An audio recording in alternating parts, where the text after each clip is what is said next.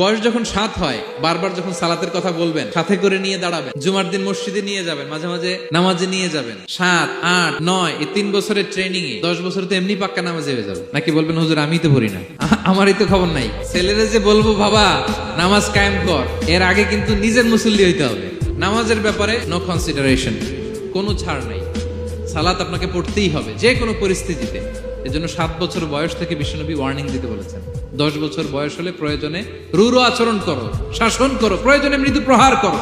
অনেক ফ্যামিলি আছে নিজেও নামাজি, ছেলে মেয়েদেরকেও নামাজের কথা বলে পড়ায়। জোহর পড়তে দেয়, আসর পড়তে দেয়, মাগরিব পড়তে দেয়, এশা পড়তে দেয়, ফজর পড়তে দেয় না। ফজর নিয়ে টেনশন নাই। কেন? আমার কলিজার টুকরা সন্তান ঘুমায় হুজুর, কাঁচা ঘুম কেমনে ভাঙাই।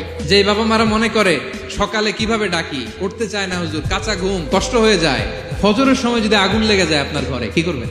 আরেকটু ঘুমা, কাঁচা ঘুম। দুনিয়ার আগুন থেকে রক্ষা করার জন্য যেমনি ডাকেন, উঠায় নিয়ে আসেন, জাহান্নামের কঠিন আগুন থেকে বাঁচানোর জন্য ফজরের সময়ও ডাকার দরকার আছে না নাই?